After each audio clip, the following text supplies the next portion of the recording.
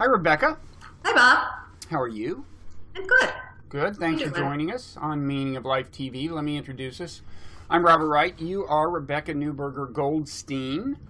And you're here because you've written a lot about the meaning of life, actually. You're both a philosopher and a novelist. And your novels tend to involve deep questions about philosophy or spirituality or whatever. Your most recent book is called Plato at the Googleplex, and we'll talk about that. You also wrote a book on Spinoza, the 17th century philosopher, and I want to talk about that for sure. You also wrote a book that we previously had a conversation about on Blogging Heads TV called 36 Arguments for the Existence of God, a Work of Fiction. So why don't we start out with Spinoza? He kind of fascinates me because, you know, there's a phrase that's common now. People will say they're spiritual but not religious. And Spinoza kind of strikes me as somebody maybe you could say that about. Maybe one of the first prominent philosophers you could call spiritual but not religious. He did use the word God, but not in a way that a lot of religious people would recognize, right? Right. Pretty eccentric use of the word God. Yes. Right. Yes. And he was, I mean, by way of background, he was Jewish. His family had fled the Spanish Inquisition. They had been forced to pretend they were Christians. They went to Holland where they didn't have to pretend they were Christians and they could practice Judaism. And wouldn't you know it, their son almost immediately becomes a heretic and is excommunicated at a very young age, in his early 20s, excommunicated from the Jewish community because his views on God are so, and on Judaism are so radical, right? So what was the problem? Where did he depart from orthodoxy? Almost everywhere, I guess. Yeah, but at the time that he was put into what actually in Hebrew it's called cherem, and it's translated as excommunication, but it really means separation from the community. And usually there was just a sort of term of separation, and then you were allowed back in to the community. You did your penance, and you came back in. Spinoza's is the only case on record in the Portuguese Jewish community of Amsterdam, where it was just get out, don't come back. We don't want you. And the thing is that he was, as you say, very young, 23, 24, and so he had not yet published, the great work for which we know him, the Ethics. So scholars have speculated for a long time what exactly had he done to so infuriate people. And I have a theory about what he had done, which was that it didn't really matter to him to be part of that community. The one thing about Judaism, and I think it's still quite true, is that the community, is the identification with the community is extremely important. And Spinoza is radical in many, many ways. And in one way, which really predates the Enlightenment by 100 years, and I think really pushes us toward the Enlightenment, he thinks that, the identity that you're born into is not the important thing, the passively received identity, that is just a matter of the accidents of one's birth. We remake our identity by becoming rational, and to the extent that we're rational, we all partake of the same identity. A pretty radical pro-Enlightenment move that he makes, but one that his religious community, I think, found quite intolerable. Right. So he was kind of an early cosmopolitan in a sense. Yes, he was. He was certainly an early, believer in, that we share the same identity, that ethics comes from understanding human nature. So he does believe that ethics, and of course his great work is called The Ethics, that ethics is derived from an understanding of human nature, and that no sort of supernatural, non-human source is at all relevant to the question of morality. That's pretty radical. Okay. And his aversion to, you might say, tribal identity, tribal affiliation, does grow out of his view of the universe and of everything, and his theology, if you want to use that term, although many people wouldn't. And I want to get to that. Let's start at the beginning with the way he did use the word God. He's commonly called a pantheist, which means that you basically think the universe is God. It's not that God is a separate thing that created the universe. God is the universe. God is nature. That's I think you have some quibbles about whether he's really rightly called a pantheist, but that's a good kind of layperson's definition of pantheism. He's commonly identified as a pantheist, so that's kind of close to what he believed, right? It is. It's just that, pantheism often means, seeing God and the beautiful sunset and, the bubbling brooks and the whispering trees, all of that. And Spinoza really identifies nature. What he means by nature is something close to what physicists mean by the final theory of everything, right? That it would be a self-contained explanation. It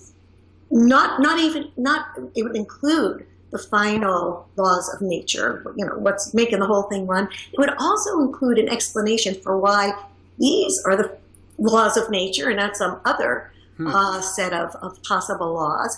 And it would include within this final theory an explanation for why these laws of nature had to be realized in the universe. Why is there something rather than nothing? So Spinoza's deep intuition is that there is such a theory. He doesn't know what it is. Mm-hmm. Of course not. I mean, he's a 17th century philosopher, just at the beginning of modern scientific theory, modern theory. But he is, he predates Newton. He's very interested in the new sciences, the new physics. But he has this intuition that nothing is really arbitrary, contingent in the universe. So there does exist this final theory. And that is an intuition that many modern physicists have also shared, including Einstein, which is why he loved Spinoza. He actually wrote a love poem to Spinoza, a really bad poem, but it is a poem. And it is, so it's that notion of, if we get deep, deep down enough into nature, perhaps beyond our capacity, there's no, there's no guarantee that we humans can ever get to it. But were we to be able to do this, we would understand why there's something rather than nothing and why it took the form that it did. And that would cause a tremendous awe in us. Actually, even just knowing the physics that we do causes a tremendous awe in us. A kind of, gratitude, awe, the beauty, blah, blah, blah, which which gives some motivation for identifying that with the notion of God. It's worthy of our awe and our, and once seeing it, even seeing that it exists, even without seeing what it really is, but seeing that it must exist, we have a sense of sort of transcendence, of being carried outside of ourselves, and gratitude. That's the kind of spirituality that you get with Spinoza. So he believed, in a sense, in a grand unified theory, that eventually there would be one, but he believed more that we would know more than that. We would also know the answer to underlying philosophical questions about why that had been, as maybe Einstein or somebody put it, whether God had any choice. I mean, put it metaphorically, whether God had any choice in creating the laws of the universe. But Stephen Hawking puts it really well at the end of A Brief History of Time, when that last paragraph that many people interpret him as being a kind of, real theist in the conventional sense. But he's being a Spinozist when he says, if we were to know that last theory, then we would know the mind of God. We would know why the universe has to be this way rather than some other way. There's a faith here, but it's a faith that the universe could answer for itself. All that we need to really get the final answers is to really understand the nature of the universe, and that and in that sense, it's sort of knowing the mind of God, or it's identifying the universe with God.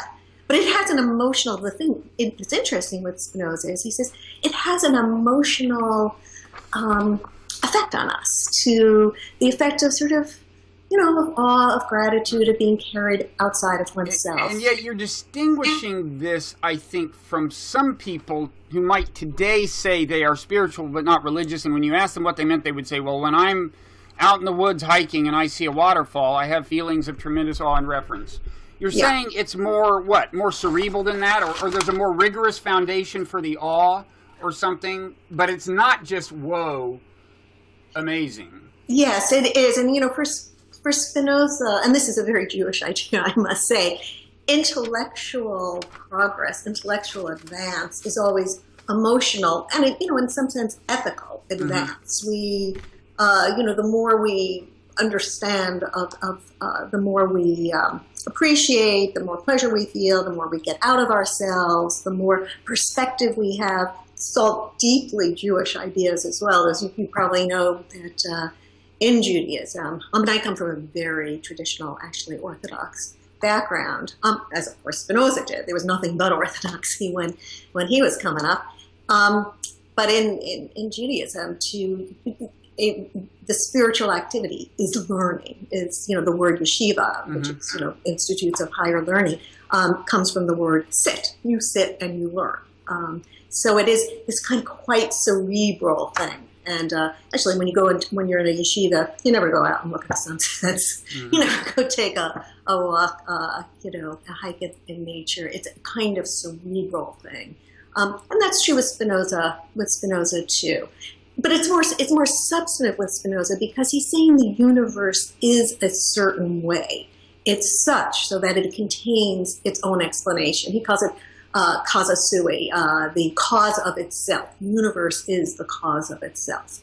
And that is, if we, just to know that that's the case is a truly, it's a powerful kind of experience, if you believe in it. I mean, Spinoza's he's pretty convincing. Yeah. And as long as you mentioned your Orthodox upbringing, that reminds me of a question I want to ask you at some point. Might as well take a break here and ask you now. And it is, I read somewhere that you were, quote, a new atheist. You are no longer Orthodox, it's safe to say. But that you're not a new atheist, but a new atheist. First of all, is there any truth to that? And second, what would it mean? I'm not exactly sure. In terms of, what my view of the universe is, it's probably the same as anybody who doesn't believe in conventional notions of God, who doesn't see a personal force beyond the universe. Maybe that's a way to put, what an atheist is. So what about the new part? I think I think it's meant to. I'm not against. I'm not out to stamp out religion. Okay, well then you're not a new atheist. You're either a new atheist or an old atheist. Then exactly. You Yeah. I think that there are some very virulent forms of religion. I think, to slide into this question of the meaning of life, I think, that there are various ways that we're very different, we people. We come in so many varieties. And, and I think there is a sense in which we all, crave some sort of large answers. And I think for certain people, and look, they find it in religion, and I can understand that. Maybe that's what makes me a new atheist. I think I have tremendous sympathy for the human condition. Maybe that's what makes me a new atheist. Well, and the difficulty of being human, in a sense. Exactly. And in other words, I mean, people, it's hard getting through life, if you ask me. And it's like, if people have belief systems that help them do it and they're not hurting anybody else, my view is, congratulations, I don't have a problem with that, But I'd like to have conversations with people and push them on their belief systems. I'm a philosopher, right? And I do believe that it is our responsibility to that we are very responsible for our beliefs. We act on our beliefs. We ought to be accountable to others for our beliefs and our actions, but also to ourselves, and that there's a difference between good reasons and bad reasons. And I like to try to push as much as possible towards good reasons. I also think it's terrifically important to be open to changing your mind. I think that's part of what it is to be rational. So any belief system that locks you in, I've got the final answers, and I'm not. Yeah, but it seems to me that you get a little of that from some of the new atheists in a way. Do you think I'm imagining that? A tremendous confidence that they found a worldview that answers all possible questions. Well, I think one would have to go on an individual case by case. I wouldn't want to. And let's don't name names. Yeah. Believe me, you don't want to get me started naming names. But let me ask you. There was whether I read somewhere that you said that sometime, I think it was in high school when you started losing your faith. There was some class you were taking on mysticism, and you left. I think you said you left in tears because you felt you had betrayed God or something. But then you got over it and decided you could be a happy atheist. Are you a happy atheist, or are there still like issues where you think, I'd probably be able to handle this better if I could still believe in God, or is it a interesting? That's an interesting question. I actually started doubting God very, very early. It had a lot to do with hearing members of my family who had survived the Holocaust talking about this, and it set up a tremendous confusion in my head, right? How could this be? I'm named after, a relative who died in a cattle car. It's like, and I was exposed to this at a quite early age, probably too early. Nobody thought I was taking anything in. But so, this question of, how does God allow this started really, really early. And then, at a certain point, probably 13, 14, I read Bertrand Russell's Why I'm Not a Christian. My parents saw me reading it. They didn't care. We were Jewish. They didn't care if I wasn't Christian. But, he goes through arguments for God's existence and boom, boom, boom, the way I do, a little bit at the end of that novel, 36 Arguments for the Existence of God. Just showing, how all of them fail. And then it was like, for me it was a release more than it was a release. It was wonderful. It was like because it had been burdensome to think of a God that you had to please? A God who would allow my tiny little, my little cousins to die, before I was born. But, I see. It was just it solved the problem of evil. It did. And especially because Russell talks about the moral argument for God's existence there. The argument that without God there's no grounding for morality, that it's all arbitrary relativism. And he just skewers that. It's actually his skewering goes back all the way to Plato. Plato does that in his dialogue, The Euthyphro. Where he's talking about the gods rather than God. But the structure of the argument works.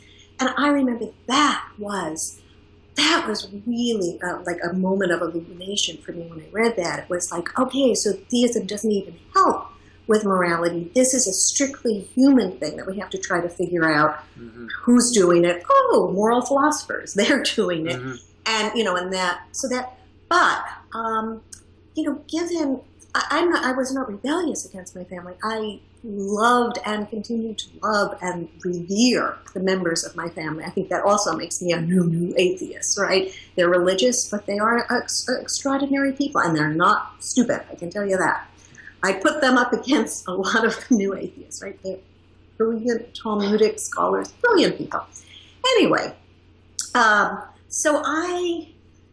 that caused a tremendous amount of conflict within me. The conflict that when I was in high school, I learned Spinoza himself had gone through, and that he had vowed to himself not to reveal his heresy until both his parents had died. And I made the same vow with myself, so that kind of thing. But I think there was a sense of betraying my family, my family's history, the martyrdom that so many of so many members of my family had gone through martyrdom, or just plain old, genocidal murder is what it really was. And that caused a kind of conflict. So this was a course in mysticism I was taking in college, and that was the last gasp of my sort of try to be religious for the sake of your family. So you thought mysticism might be a version of religion you could live with. Exactly. And I remember leaving, a class and feeling, nope, I can't do it. This is no view that posits a kind of personal God behind things. So was this Jewish or Christian mysticism, or it was both? all. It was all. As a matter of fact, the writer who I think made me burst into tears because I loved her so very much was Saint Teresa of Avila. But I remember Saint John of the Cross had a huge impact on me, and then we were also reading Kabbalah, and so this was mystical experience as a sense of union with a God who's kind of out there. There are other forms of mystical experience, but this is a theistic kind of mystical experience. Exactly. Yeah. No, I can definitely get into the kind of Spinoza carried outside of yourself, and it is a kind of transcendence, but it's a feeling of awe before the universe itself, before nature itself, and that is. I'm very given to experiences of transcendence. I'm always being sent off. I'm in favor of those if I can find them. Now, in Spinoza's view, they wouldn't be transcendence experiences in one common sense of the term. I mean, you often hear transcendence as used in opposition to a materialist view of the world. So it's a whole. In that sense, the idea of, say, a transcendent God is the idea that the material universe is not all there is. Spinoza would say the material universe is all there is. Exactly. And yet, within it, you can transcend something. What is he transcending when he has a transcendent experience? Sort of, it is one's own identification with one's own small little self. So it has a lot to do with sort of identification, that the more, the more you take in of the universe, and your mind becomes sort of, expanded, more in alignment, congruence with the universe. Of course, we are finite. The universe, it says, is infinite, so we can never be a complete fit. But the more you expand outward, in this way, the less you identify with the small, purely personal things about yourself. So that's more like an Eastern mystical experience. It is, yeah.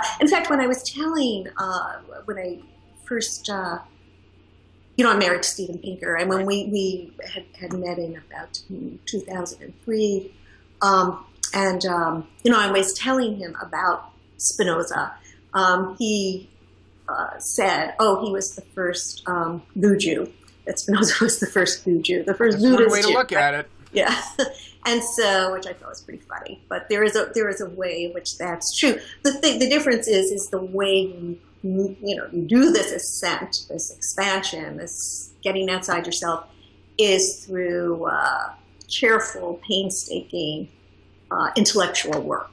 It's not a kind of. So he didn't have a meditative practice, so far as we know, or anything. No, it's a kind of if you do physics with a large it's the with the right emotions, and this comes close to what Spinoza is Sounds talking. a little like Philo of Alexandria, if that's not when he describes, he has moments of mystical transport that seem to be more about the contemplation of the universe, if I'm recalling correctly. Anyway, that's like true. That's a millennium. That's a millennium and a half earlier, but and it goes, of course, back to Plato himself. I mean, what you're this kind of. I often think that Spinoza is sort of the logical development of Plato. It's that notion of making ethical progress by getting outside of yourself and identifying with the universe itself. Plato comes close to seeing that sort of thing in the Timaeus which is my favorite dialogue of his. Okay. Let me ask you one more question about this. So I think you or someone, or maybe Spinoza himself, has referred to this as radical objectivity, getting so far from your subjective self that you have a wholly different perspective. Thomas Nagel, I think you may have studied under Nagel, I'm not sure. Yeah, he was my dissertation advisor. Is famous for the phrase, the view from nowhere, which is kind of the same thing. I have a question. Is this meant just in the sense of a kind of a perceptual apprehension, or is it also supposed to refer to a moral perspective that would allow complete moral objectivity, would completely eliminate all selfish bias in adjudicating moral questions and so on? Yeah, I suppose that's the ideal. Actually, the notion of radical objectivity, that was my term. And Nagel has a book, The View from Nowhere, and it's very much Spinoza's idea of viewing things sub specia aeternitatis, right, under the guise of eternity, and which is this, and so it does, and certainly Spinoza thinks it does have necessary ethical implications, because what are we fighting against in ethics? Well, we're fighting against our own human nature. We now know what's determining that. The selfish, the gene. We are vehicles doing the bidding of our genes. Right. And it tends to make us, give us unquestionable reasons for acting in our own self-interest. Unquestionable, at least unquestioned. I mean, unquestioned. Spinoza wouldn't say they're unquestionable, but yeah, exactly, right. Unquestioned. When somebody asks why you're doing that, and you have a reason. You come up with a great reason to be selfish. Exactly. So, but do we have reason for acting for other people's interests, even sometimes against our own self-interest? This view of coming outside yourself, seeing yourself in perspective, is, or so Spinoza tries to convince us, has to have consequences in terms of how we act. Right. So it's Nagel would have said the same thing, right? Yeah, and he has this wonderful book called The Possibility of Altruism, in which he argues that, this is Nagel, in which he argues very rigorously for the fact that, for our having reasons, good reasons, grounded reasons for acting on other people's interests as well as their own. Okay. Well, of course, we have to be devoted to our own interests. There's again, my Jewish background. There is this saying of Hillel, which I think is of the ancient Rabbi Hillel, very wise saying: if I'm not for myself, who will be for me? But if I'm only for myself, then what am I? That's profound. Mm-hmm. Okay. Before we move to Plato, one more question about Spinoza. People think of determinism. In other words, the idea that everything, given the laws of nature, everything is inevitable. There's no free will. People usually get depressed by that. But I gather Spinoza had a deterministic view and yet found a kind of consolation in it. Yeah. His is a very strong determinism. He really basically thinks not just, he thinks logic, it's really, these are necessary truths. The world necessarily exists, and it necessarily exists exactly as it is. The laws of nature are necessarily true, and all that follows from them follows with strict necessity. And yet he's not a fatalist. He believes that we can, in some sense, determine our own actions, that this process of becoming reasonable, of trying to understand things, and understand what is truly in our interests, which is to act in this broad view, to act with a view of sub specia aeternitatis, that he's trying to convince us into this, argue us into this, so that this view will be the determination of our actions. So there's a kind of reconciliation. It's not fatalism, although it's strict determinism. And my students have a lot of trouble with this, and I tell you that there are times when it seems so very clear to me, the compatibilism here. There are other times when it slips away. My own, well, you didn't ask me my own view, but my own view of, so compatibilism is this idea that there's really not a contradiction between believing in free will on the one hand and determinism on the other. Yeah. I've always thought the only way you could argue that is to define free will in a way that isn't actually the way people are, that makes people interested in the question at all. It's kind of like when Stephen Jay Gould would define religion in such a way that there's no contradiction between religion and science, right? I mean, yeah, you can define it that way, but most people's religions have tension at some point or another with a scientific worldview. So I've always thought that compatibilism was just, you're just defining the problem away. On the other hand, when you do try to define free will, it's almost inherently kind of problematic. Yes. It's a hard thing to think about clearly. Yes. Which may count against it as a concept when you think about it, but anyway. No, I think that's true, and I think therefore, I mean, my own tendency is, let's just forget about that word freedom. Let's talk about accountability. Can we be accountable right. for our beliefs, for our actions? Let's substitute accountability for the word freedom. That's a very Spinozistic type of move, and I think it works. Yeah, or you can just say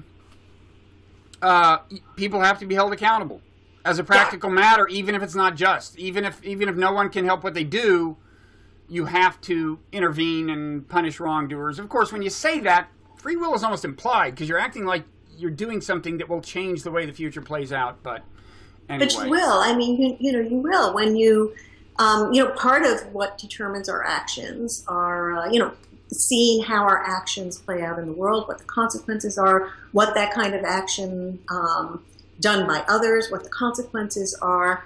That there is reasoning things out. It changes the way we behave. So both external determinants and internal determinants, reflection, does change the way we behave. So, it's and there are good reasons and there are bad reasons, and giving reasons is a good thing. I mean, holding ourselves accountable to others, and ourselves accountable to ourselves is stops a lot of very bad behavior. Yeah. Okay, so on to Plato. So you've written this book, Plato, at the Googleplex, fairly recent book, in which you imagine Plato transported into the future and having a book he's presenting. He's on a book tour that starts at the Googleplex, and in the course of it, he's presenting himself to the modern world, but maybe more importantly, the modern world is presenting itself to him, and he's like assessing it and reacting to it the way Plato would react to it.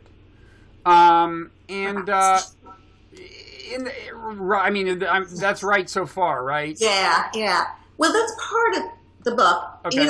It's these little dialogues were interspersed in a book that's more expository, that goes back and asks the question, why were the Greeks the way they were? What accounts for their incredible achievements, including, very importantly, philosophy? Why did they come up with this way of trying to reason out morality?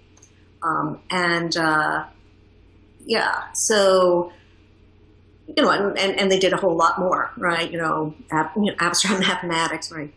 Proof, Euclid, beginnings of science, history as a real study as opposed to just chronicles, as well as incredible art, right? So what was going on with these people? And they did it very, very quickly. In a matter of 200 years, they went from illiteracy to Aristotle and Aeschylus. That's incredible. What was going on there? Mm-hmm.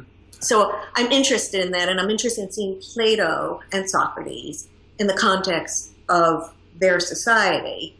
And in some sense, they were very much the products of that society, but they were also in opposition to it. After all, the Athenians sentenced Socrates to death, right? And, the hemlock. And so there was obviously something oppositional going on there as well. Right. Now, Plato, when you bring him into the modern world, he's entering a world in which the province of philosophy has shrunk, in the sense that some of the questions that philosophy addressed in his day are being addressed by science. You might say more and more as time goes on. So one question that arises is philosophy headed for extinction, or will philosophy always be needed? And this is a theme that is played with a little in the book, right? Yeah, very much, yeah. So what's the answer? I mean, I didn't mention the subtitle of the book, and I won't, because that's a plot spoiler. Why don't you, in this case, it's a plot spoiler with respect to this one question, but why don't you tell us how... I was actually going to blurt it out, but now I see the wisdom of your silence. I think that philosophy, by its very nature, will always be with us. That science itself, the progress of science, first of all, is grounded on certain philosophical presuppositions, and that science is itself always throwing out more philosophical questions to us. So the very progress of science, continues to generate more philosophical questions. But I also think that in the sphere of morality, ethics, all of that, philosophy has made progress, and it's the progress that is often pulled along religion, and that a lot more progress to be made. But many of the human rights revolutions started with philosophical arguments, with philosophers saying, hey, here's an inconsistency between the beliefs you're claiming for yourselves and, where you're stopping short. And so, if you're going to say all men are created equal, well, what about those slaves? And what about women? And, so here's what my view of philosophy in general is, and it's pretty much, I was very influenced, as many philosophers have been, by the 20th century American philosopher Wilfrid Sellars. He has an article called Philosophy and the Scientific Image of Man. And the view that's suggested there is that philosophers are trying to maximize our coherence. We're very compartmentalized creatures, morally and other ways as well. And that what philosophy is trying to do is to decompartmentalize us, to reveal the inner inconsistencies that we harbor, often because they're very convenient, for us to do so. And that in particular, philosophy is very addressed towards science, in Sellars' view, that it's trying to see, as science progresses, which are the extra scientific intuitions that are ruled out, that we can no longer, take seriously. Which do we need in order to be committed to science? Which are compatible? Science isn't telling us one way or the other. So that philosophers are very much addressed to the scientific image of man, and trying to assess what else about other intuitions that we have, that we use in order to make our lives coherent. What are the consequences for these other intuitions? Okay. And that goes outside of science. It uses science. It takes what science is telling us, but it's this kind of act of reconciliation between science and the rest of what it takes to be human. Okay. So, for example, as the kind of biological machinery we are born with, arguably, that influences our moral thought, that influences the way we allocate moral blame, for example, our conceptions of justice, as more of that comes to light, Yes. kind of the evolved human infrastructure that seems to be characteristic of our species, you're saying, scientists can illuminate that, but when you ask, well, how should this inform our values? What is the relationship between these findings and our values? That's, by definition, not the job of science. Exactly. So, for example, as I said, it's impossible now, if you're a scientifically, literate person, not to realize that human nature is very much governed by by our genes, that evolutionary psychology is an extremely important part of explaining. So it can explain our feelings of empathy, but it also can explain our feelings of xenophobia, right? That there are good evolutionary explanations for both.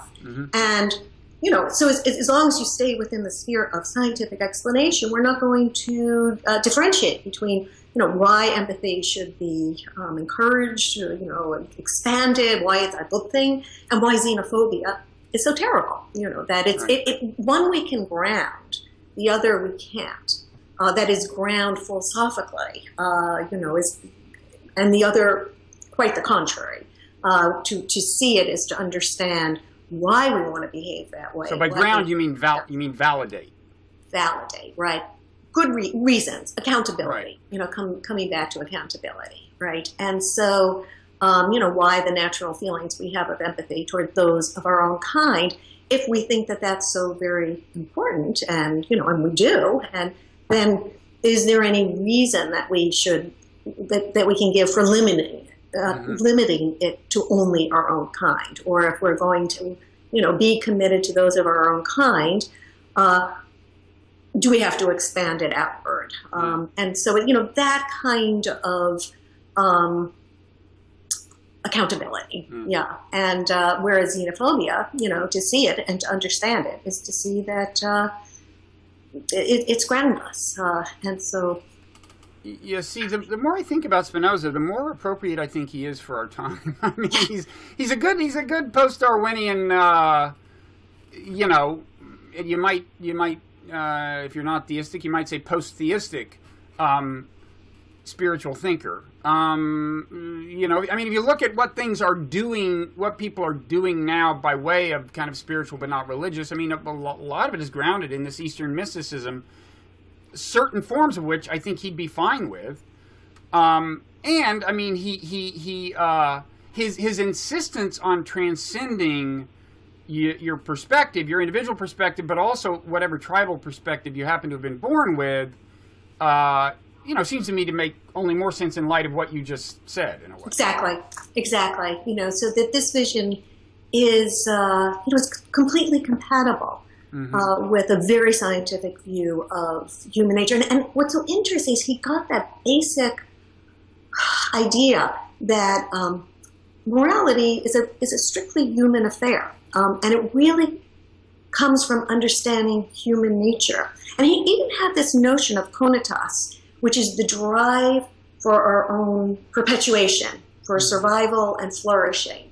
And which is a very Darwinian idea. He's like almost, of course, doesn't know the mechanism of it, but he knows that, and he identifies this conatos, this drive to persist in one's own being with one's very identity. It is what makes one the individual that one is committed to this thing's survival when there won't be anything that cares in quite the same way about the survival and flourishing of Rebecca Newberger Goldstein. That's another way of saying, I'll be dead, I'll be gone, right? There is something, and so he sort of identifies that's what individuality is all about. And we have to get, okay, and so that is what makes us what we are. We will always carry that within us, but we can expand outward. That doesn't mean that we're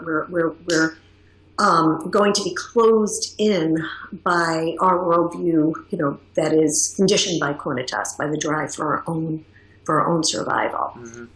So it's a battle between these two things. Again, a very, very compatible with modern Darwinian thinking. Okay. Now, when we talked about Spinoza's kind of version of mysticism, in other words, the experience of transcending your own perspective and, deriving some sort of joy or awe or something in further, like identifying with the larger whole, the workings of nature, whatever.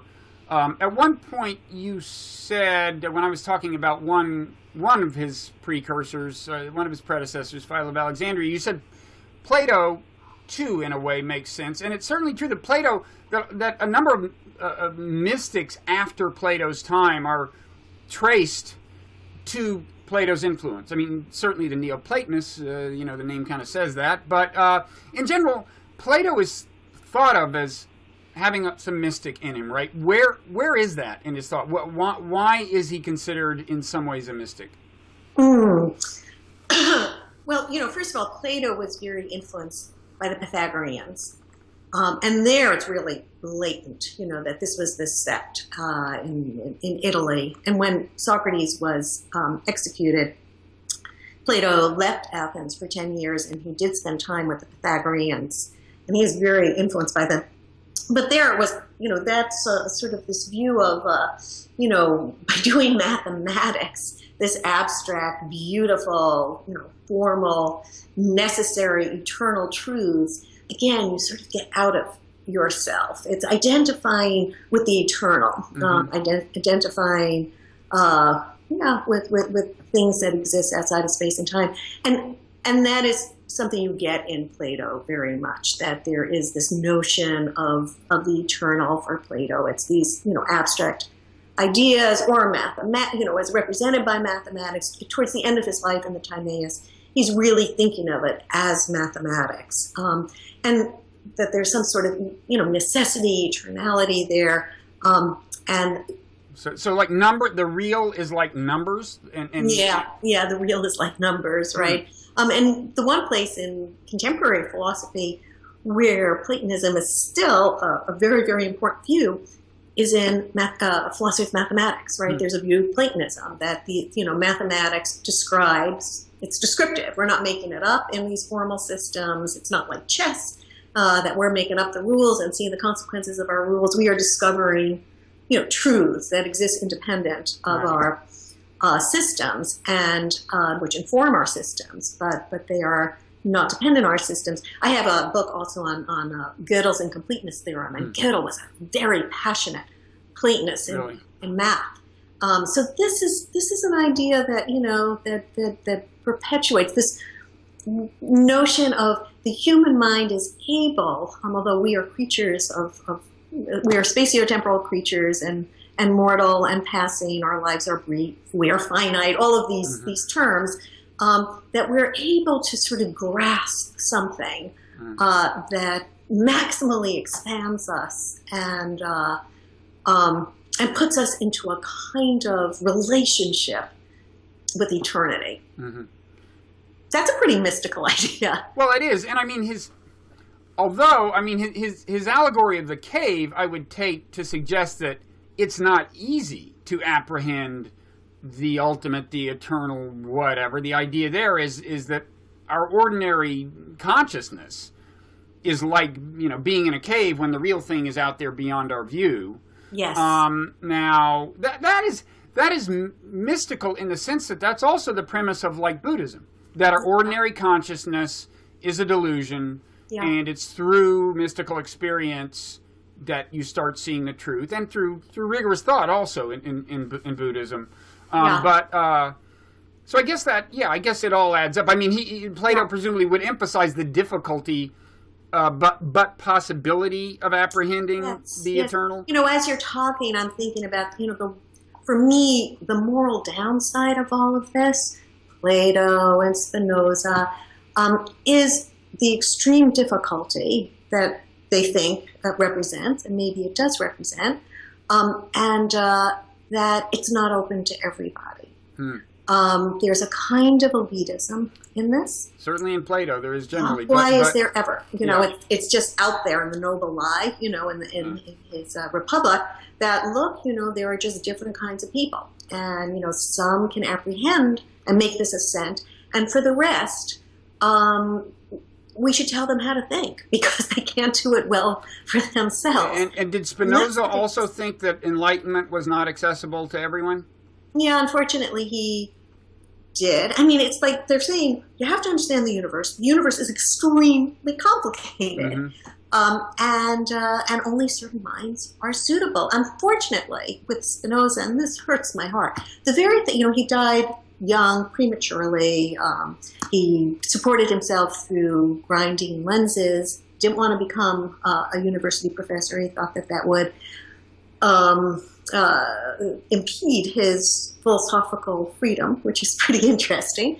And so he ground these lenses. The dust exacerbated a precondition, tuberculosis or whatever it was.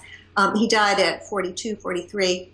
But, and that's a sad, sad thing that the man died so young. But as long as he was going to die young, I wish he had died just a few days earlier, because he was in the midst of writing a paragraph arguing that women can't do philosophy. Well, maybe it was after writing that he was struck down by the pantheistic God. Maybe it was a lightning bolt.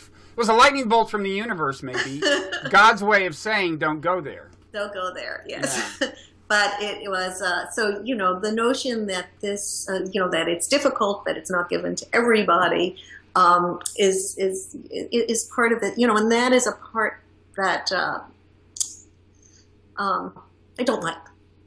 Because it means, that if this is what it is to really behave ethically, to behave with this huge, sub specie aeternitatis, it denies ethical agency to a great number of people. Also, it's a privilege.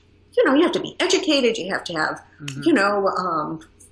funds, you have to have leisure, it's a privilege. And so, the Democrat in me rebels against this aspect of it. Now, I guess this is a kind of a difference with Eastern mysticism in a sense, in that with Buddhism and Hinduism, there is the rigorous philosophical defense of enlightenment and why enlightenment is enlightenment. At the same time, it's very experiential. Yeah. It takes a kind of discipline in theory. You've got to meditate a lot and have expert instruction, but it's not like taking the SATs. Exactly. Exactly. And that is a big difference. And, it's a moral difference and, a real ethical difference. And, yeah. So although I myself respond very strongly to this sort of thing, and I've got to say, I'm probably one of the few, I don't live in New York now, but I'm kind of a New Yorker, New York Jewish intellectual who's never been in therapy, never been in psychoanalysis. Congratulations on that. Have there been times when you felt you needed it, but you didn't want to break your record? Didn't want to break your string? Well, there could be some of that kind of stubbornness in it. But I turned to Spinoza. In moments of despair, of, when things are very, very bad. I find, he really, I resonate.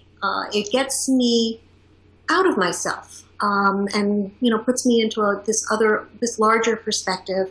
I find it's philosophical in the common notion of philosophical, right? Mm-hmm. That professional philosophers often mean something very different from being philosophical. Right, but it does. It sort of gives me that sort of distant, more objective, disinterested attitude toward. So it's that particular idea of kind of the view from nowhere, or the transcending your individual perspective, that you find consoling or inspiring. Or... I do. I really do. Yeah. It's sort of see my little being in relation to the whole massive. Everything. Well, I'll have to read some of his writing then, I guess, which I've never actually done. And it makes me feel very grateful. It always gives me a kind of Now that's an interesting thing, feeling grateful even if you don't think that there's a being to whom you're grateful. Exactly. It is a non-theistic gratitude. Non-theistic gratitude, and that's a kind of notion of that. I find, and my students find, when I used to teach Spinoza, an intense course in Spinoza, it was really interesting to watch the transformation of the students, that something emotionally was happening with them, and they would bond with each other with sort of interest, because they were going through something powerful together. But there is, it's hard to maintain in the course of pursuing your own life and your own interest. But it is, there is a kind of perspective that comes. And gratitude is involved in the emotion of gratitude. That one is part of being. It sounds corny, but that one has. I'm going to put it as cornily as I put it in my own head, which is that one has had the privilege of existing. Is the emotion that I get, and it helps me. Mm-hmm. And when you said that, my first feeling was a sense of sorrow that I'm going to cease to exist. So I guess that means I need more work on the enlightenment front. But It is a sorrow for us. It is. I mean, it's it's a bittersweet thing. This existence, this conscious existence thing. It really is that, we're going to, and and the people we love, we've all lost people we love dearly. Oh, when you asked way back, are there any times, I think, when you said that I miss you said, are you a happy of religion? Yes. Yeah. Are you a happy atheist? Do you miss anything? And what I do miss is I no longer give any probability in my to an afterlife, and that is not a sadness for me, but it is a great sadness that the people I love are gone. I think that's such a hard thing to wrap your head around. To love a person is to know what a huge thing a person is. Right? This is, there's such a universe contained in each person, and to love a person is to have such an appreciation of that universe that was that person, and for that to go missing from the world is very, that is, I still find very hard to wrap my head around, and that is sometimes I'll find myself longing that I lost a sister, a wonderful, wonderful sister. I find myself longing that somehow she's still, all of that wonder that was my sister somehow persists in the universe. In that sense, I'm not a happy atheist. I don't. Right. Yeah. Spinoza can't especially help with that kind of thing. Exactly. He gives us a kind of consolation, but it's a cold consolation when it comes to that kind of. And it works almost for you better than it does. It works better when you think about yourself. Yes. Than it does when you think about the death of others. Yes, it does. Yeah. I feel like I'm reconciled to my own death, but not so much to the people I've loved. That's interesting. I can see your point. I mean, the only close relatives I've lost are my parents, and that's a different kind of thing. And to me, what almost matters there is that whatever the truth is, they thought they were going to heaven. That's yes. I'd rather them have thought that than not thought that. Weirdly. Yes, I agree. As did my sister, who was very religious and had tremendous courage and fortitude in the face of her death. Yeah. Well, I suppose that's a sufficiently serious note to end on. But you also brought up gratitude recently, and that's a good note to end on too. Thank you so much, Rebecca, for doing this. It's really been an interesting conversation. I'm sure you're working on something interesting even as we speak, and it'll show up at some point. I hope it's interesting, but I just have to say, Bob, it's such a pleasure to talk to you about the things that matter. The feelings are definitely mutual, and I hope you will come back when you've either when you produce this next interesting thing or before. There's plenty we didn't talk about today. Okay, well, I'd love to. All right. Thank you so much. Thank you. Okay. Bye-bye.